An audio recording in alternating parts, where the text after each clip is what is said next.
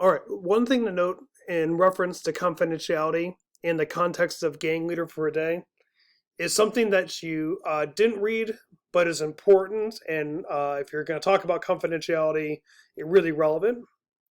And that is right after the last chapter of the book, so chapter 8. On the next page, there's this author's note. And here, Venkatesh tells us that he disguises some name or changes people's names and disguises some locations. So this is an effort that he takes toward trying to make his research more and research subjects more confidential. So this is just something you'll want to make note of, again, if you're going to talk about the issue of confidentiality in Gang Leader for a Day.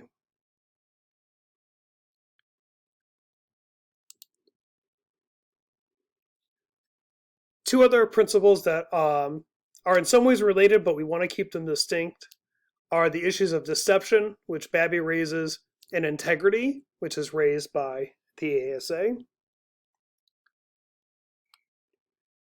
Deception refers to not being upfront and honest with your research subjects. So that's who it pertains to, is research subjects. And the general idea is that you should be honest and upfront with the people who are participating in your research. So you generally have an obligation not to deceive people. And the reason for that is deception is unethical, right? We generally don't think it's okay to lie to other people. But there are cases where it might be necessary for methodological reasons.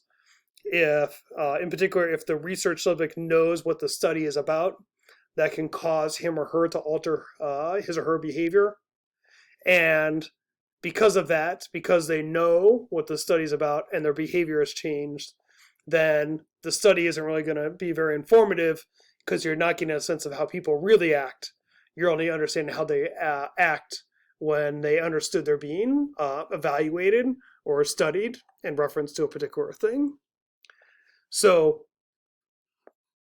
lots and lots of studies in psychology are premised on deception, where researchers say they're studying one thing, but in reality, they're studying something else. And they feel that they need to engage in deception because if they were upfront and honest about the nature of their study, then they wouldn't get accurate results. So in general, you're not supposed to do it, but sometimes it might be necessary. And so you need, as a researcher, you would need to make a compelling case for why you need to deceive subjects, why you, in this case, a methodological concern should trump an ethical one. And this is a case you would need to make to the IRB, and they would decide whether, again, your reason is compelling enough. But the general idea is if you do deceive people, you should debrief them afterwards and, and say like, oh, we told you we were studying A, but we were really studying B. And you would tell someone that after they've completed a study. Integrity relates to honesty as well, but it's in reference to a different community. So integrity refers to being honest in terms of the research community or to the research community. And ASA's statement on this is that sociologists are honest, fair, and respectful of others in their professional activities, and they do not knowingly make statements that are false, misleading, or deceptive. So the question is, are you being honest with other scholars in your area? Are you being honest when you're giving presentations to other sociologists or other people who are attending a particular conference?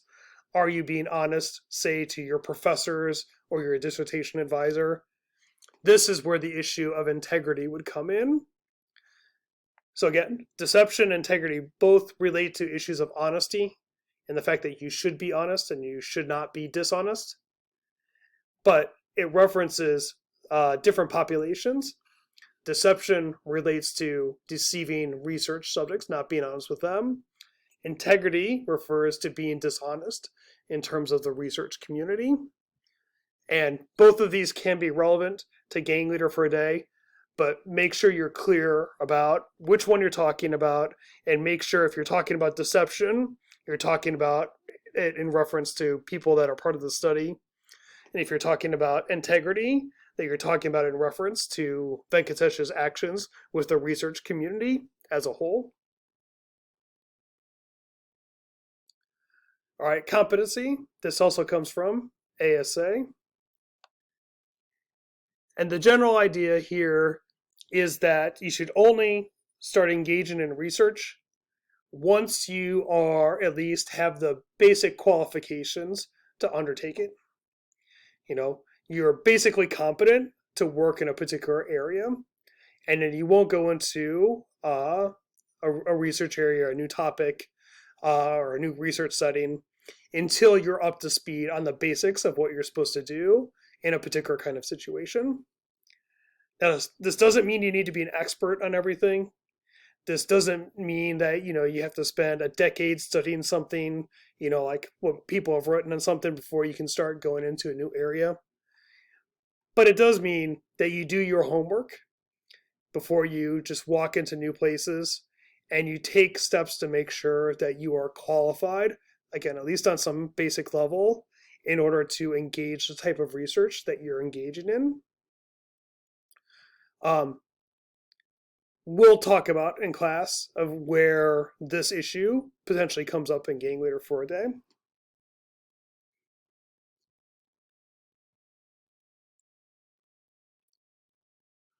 All right. Another issue, and this comes from this research committee out of Norway, but is the issue of complicity. And you can make a case that this is relevant to Gang Leader for a Day. We're also going to be reading Goffman in a couple weeks. We'll see that this issue comes up there.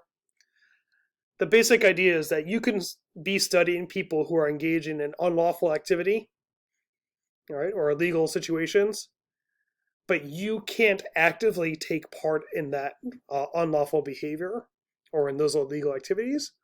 So you can study it, assuming you're upholding your other ethical obligations, but you can't take part in it. If you're taking part in it, then you're complicit in these unlawful things, and that is unethical behavior on the part of a researcher.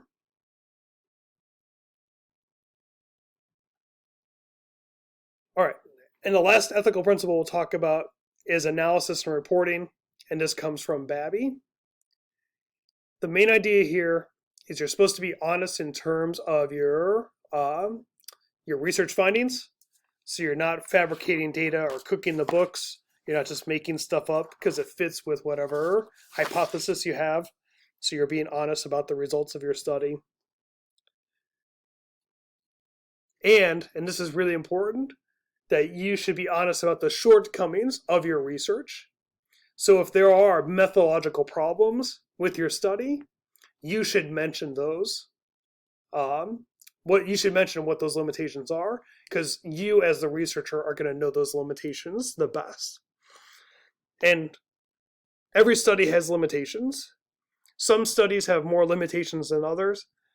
Even if you have a really big limitation, you need to be upfront and honest about it. And related to that is it's your obligation as a researcher to report the good, the bad, and the ugly of your study. What do you think you did really well? Right? Some studies might lend themselves to answering certain kind of questions in a really robust way. Right? There might be some bad aspects to your research, right? There's a severe limitation to it. You need to be upfront and honest about that.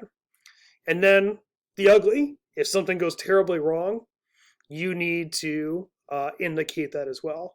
It's the obligation is on you to be forthcoming, transparent, and honest about these matters.